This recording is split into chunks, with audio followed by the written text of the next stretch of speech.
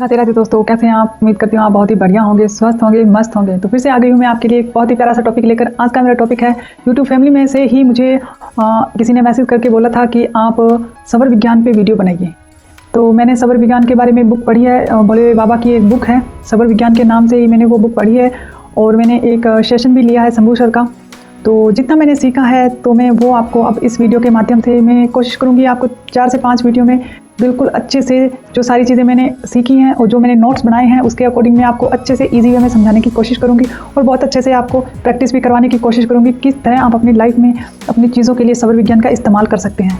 तो चलिए वीडियो की शुरुआत करने से पहले हमेशा की तरह तहे दिल से धन्यवाद करती हूँ मेरी वीडियो पर आने के लिए, वीडियो को लाइक करने के लिए, शेयर करने के लिए और चैनल को सब्सक्राइब करने के लिए। Thank you so much. तो चलिए अब पहुँचते हैं अपने टॉपिक पर और आज का हमारा टॉपिक है सबर विज्ञान। तो सबर विज्ञान हमारे भोले बाबा और माता पार्वती का एक संवाद है बुक में, जिसमें माता पार्वती ने भोले बाबा से एक बार एक प्रश्न किया था।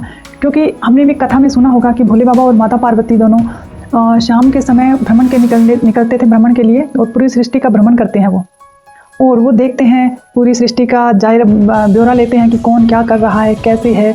तो इन चीज़ों में जब माता पार्वती जब उनके साथ जाती है ना, तो उन्होंने शिव भगवान से पूछा कि प्रभु आज के टाइम में लोग इतने दुखी हैं, उनके पास इतनी चीज़ों की कमी है, वो कितनी एक दुखपूर्ण जीवन जी रहे हैं।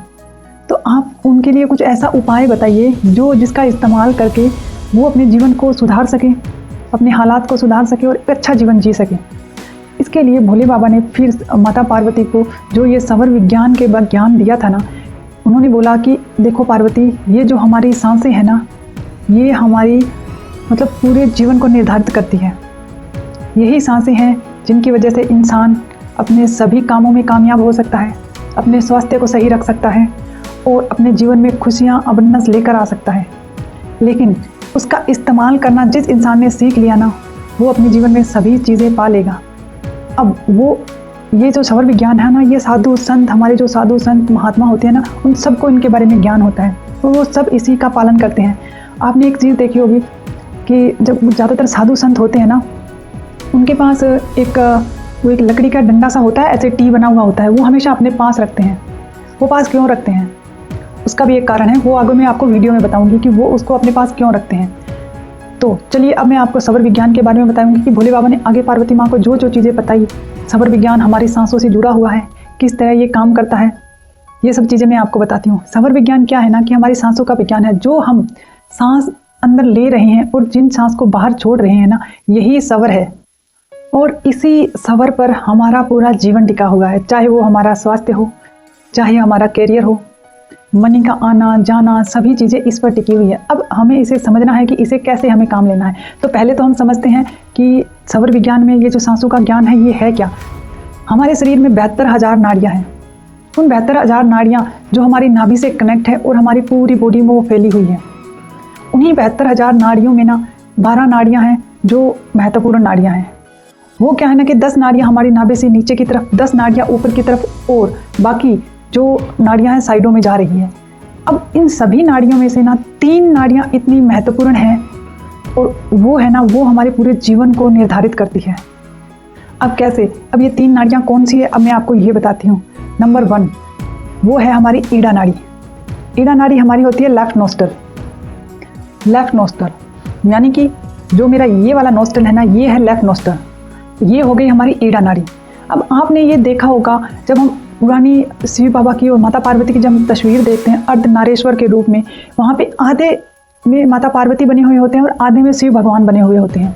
तो आप इस चीज़ से इसे समझिए कि ईड़ा नाड़ी मतलब आधा पार्ट पार्वती माँ का।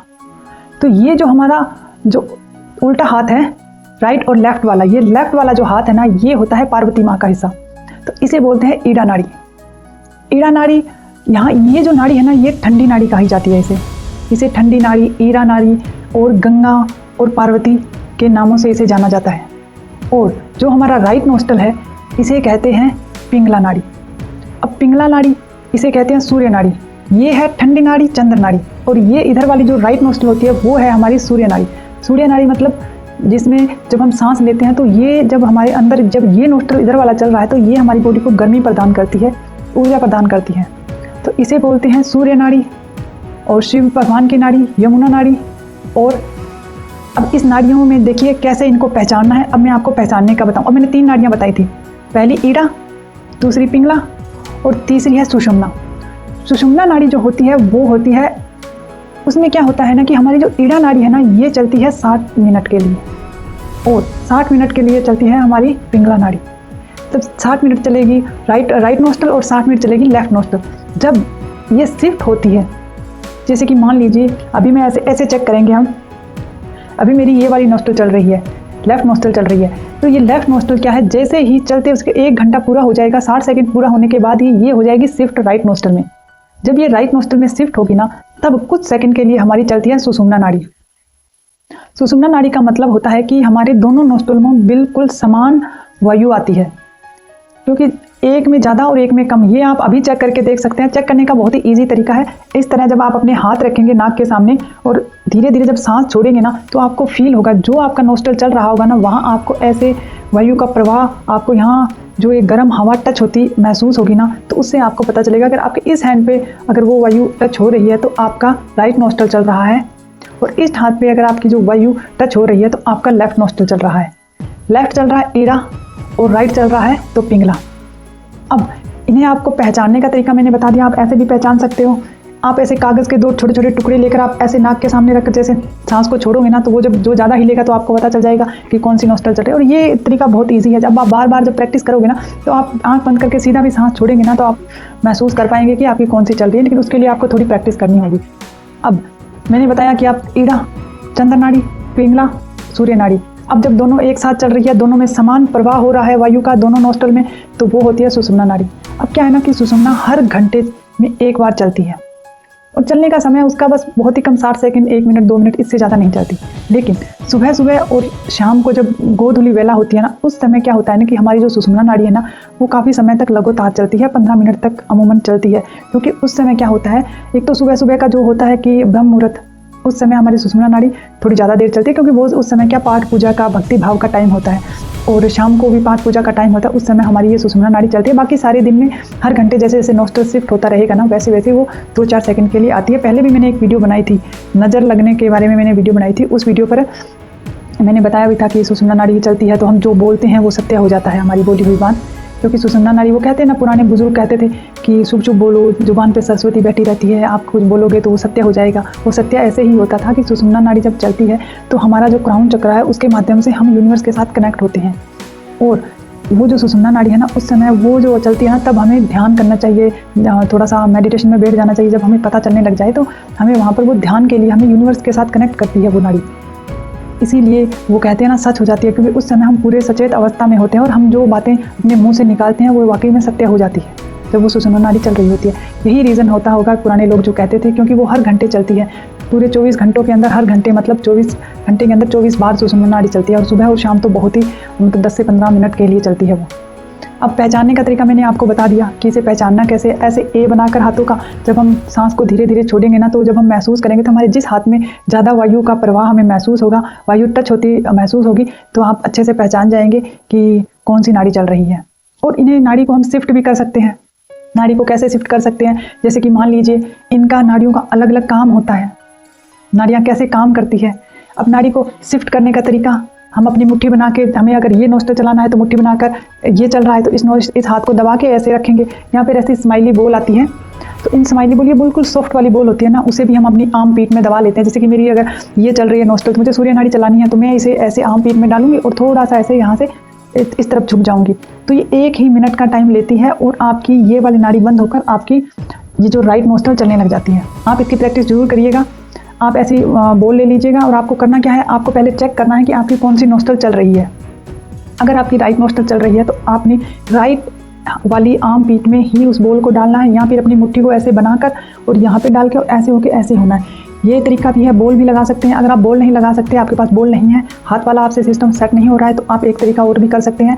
अगर आपको मान लीजिए अपनी ये वाली नाड़ी चलानी है, ठीक है, चंद्र नाड़ी चलानी है, सूर्य नाड़ी आपकी चल रही है, तो आपको करना क्या है, आप अपनी चारपाई पे, बेड पे इस हाथ को ये चलानी है तो इसको ऊपर रखना है, और इस हाथ को जो चल रही है उसे हाथ को दबाकर बिल्कुल सीधे होकर बेड पे सो जाइए। 1 मिनट बाद आपकी जो ये नोस्ट्रल है ये शिफ्ट हो जाएगी, आपकी सूर्य नाड़ी से चंद्र नाड़ी में शिफ्ट हो जाएगी, आपकी चंद्र नाड़ी चलने लग जाएगी। तो अब आगे इसमें जानने वाली चीज़ें बहुत सी है, तो आगे नेक्स्ट वीडियो में मैं आपको बताऊंगी। शिफ्ट करने के तरीके तो मैंने आपको 2-3 बता दिए हैं, आप प्रैक्टिस कर सकते हैं। उसके बाद में ये नाड़ियाँ में क्या क्या काम कर सकते हैं, कौन सी नाड़ी चल रही होती है, इनका भी भोले बाबा ने बांट के बताया है कि जो चंद्र नाड़ी में हमें कौन से कार्य करने चाहिए, सूर्य नाड़ी में हमें कौन से कार्य करने चाहिए, उन कार्यों को करने का तरीका क्या है। और आगे जब हम सुबह उठते हैं तो हमें उस नाड़ी को कैसे चेक करके कैसे अपने पैर ज़मीन पे रखने हैं, ताकि हम अपनी ऊर्जा को यूनिवर्स की ऊर्जा के साथ कनेक्ट कर सकें। आगे और भी बहुत कुछ ऐसा है कि हम अपनी नाड़ियों में क्या है कि हमारे तत्व चलते हैं नाड़ियों के अंदर। जब हमारी राइट नोस्टल चल रही होती है तो उसमें मतलब जो 6-60 मिनट की जो चलती है ना, उसमें सूर्य तत्व, वायु तत्व, अग्नि तत्व, ये जो 5 हमारे जो तत्व हैं, ये तत्व चलते हैं।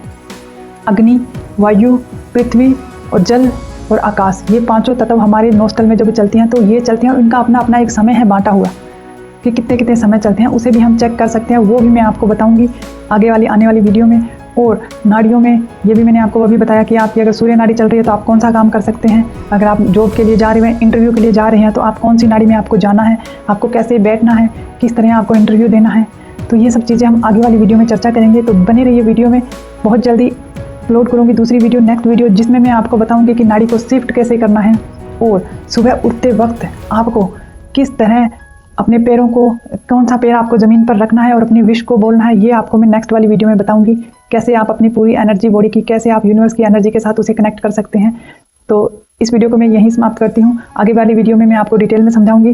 जुड़े रहिए मेरे चैनल से, वीडियो के साथ आपको जितना हो सकेगा, जितना मैंने सिखाया अच्छे से और इजी वे में समझाने की कोशिश करूँगी। Thank you so much video में यहाँ तक बने रहने के लिए। अगर आपको वीडियो पसंद आए तो वीडियो को लाइक करिएगा, शेयर करिएगा और चैनल को सब्सक्राइब करिएगा।